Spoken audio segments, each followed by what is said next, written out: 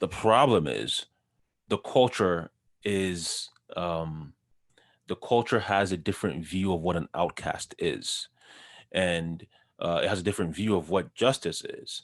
Mm.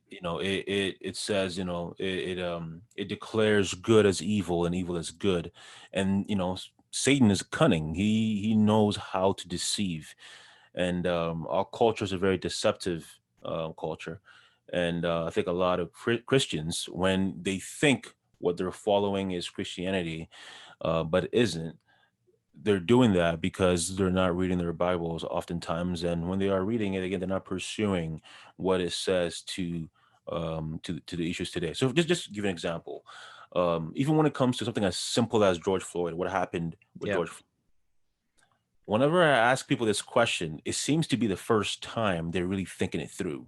And this is like the Christians, because I spoke at a Christian school recently, and I just asked them a basic question: why do you believe George Floyd was killed because of racism? Why?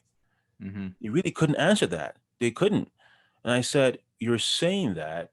Now, again, George Floyd it was a horrible, horrible, brutal Yeah, thing. and that's one thing everyone pretty agrees on, no matter what you believe. Exactly. Yeah. Exactly. Right. But there seems to be that we think that black people can't be killed by cops simply because of police brutality or bad policing.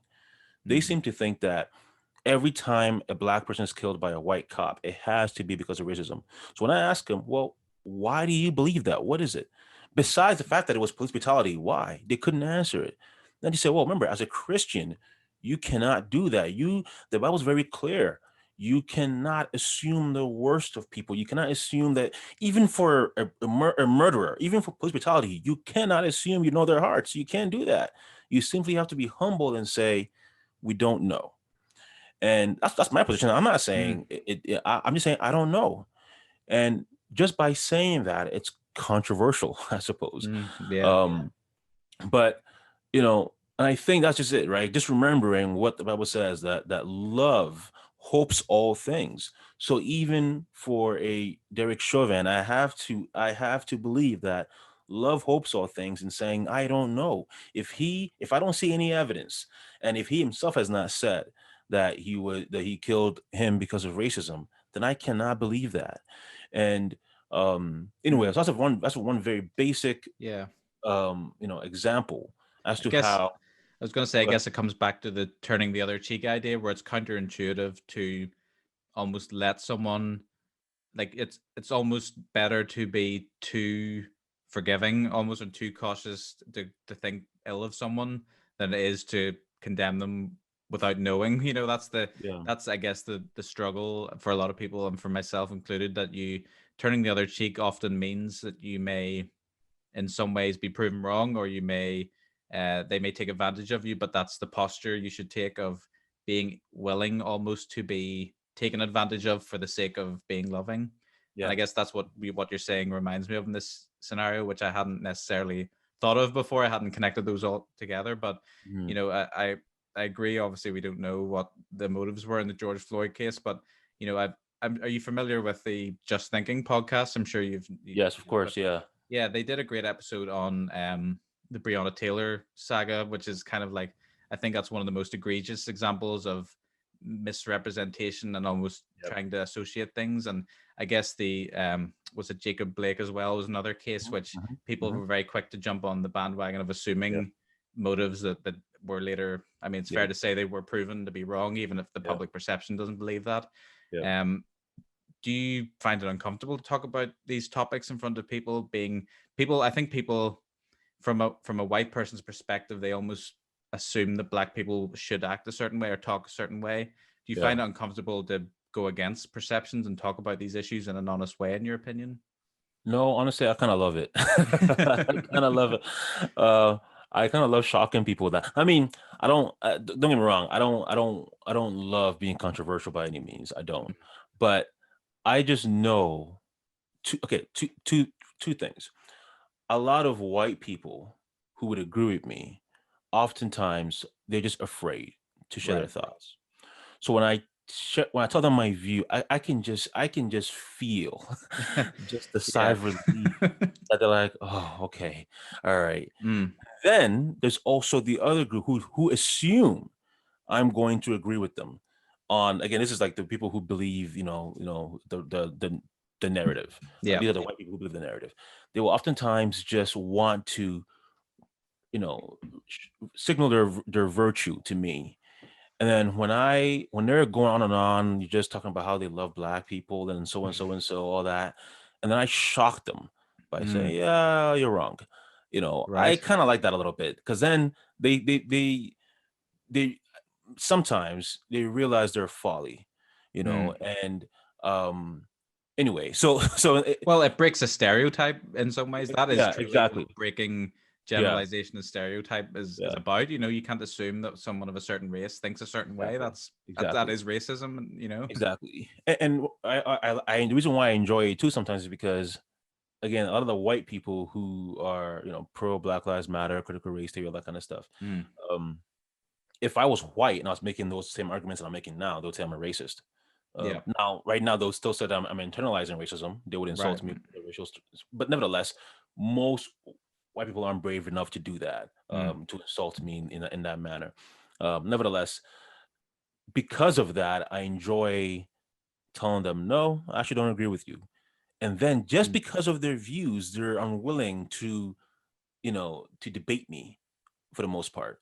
Because, well, they might think then is that their white fragility, right? Because I'm black and they're white, and that whole concept is, mm-hmm, yeah. So because of that, I enjoy disagreeing with them because I know because of their views, they're uncomfortable. And again, I don't want to make people uncomfortable, but mm, I want them to try to remember, look, here you are now being afraid to disagree with me now.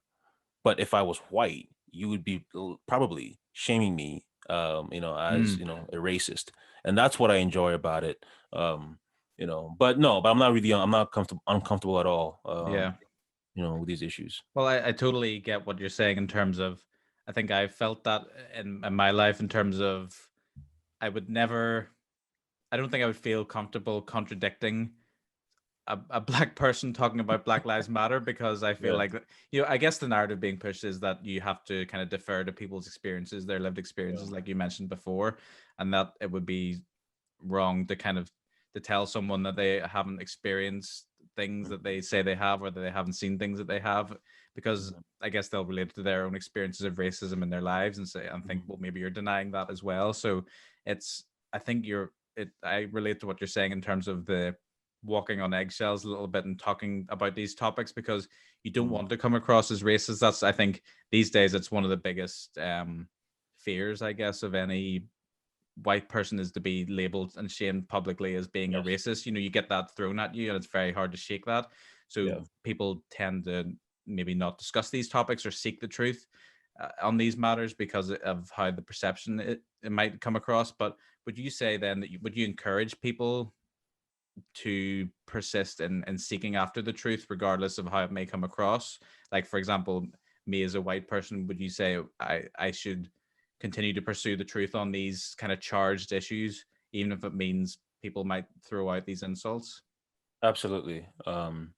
Obviously you want to do all, and I know you're a wise person, but obviously you do all these things with wisdom, and with patience, and with gentleness, and with meekness, and everything, and with respect.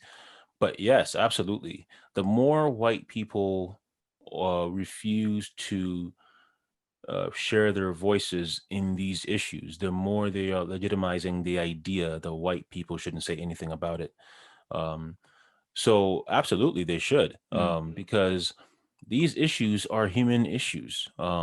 It's very, very dangerous to say that certain people shouldn't have a voice. It's extremely dangerous. It's not helpful at all. So absolutely, especially Christians, we have the truth. The world does not have the truth at all. mm, We have the truth. The truth is not based on our skin color. It's based on our Bible. So whether you're black, white, in between, whatever, if your lived experiences are helpful in mm-hmm, giving you a context but doesn't give you the truth. So Right, right, you yeah. have the Bible. You have, in a sense, I would say that, I mean, God's lived experience, and that is the authority. Mm, So you can say and repeat what the Bible says, and you will always be 100% right. mm, Doesn't matter. If you repeat the Bible, you are right.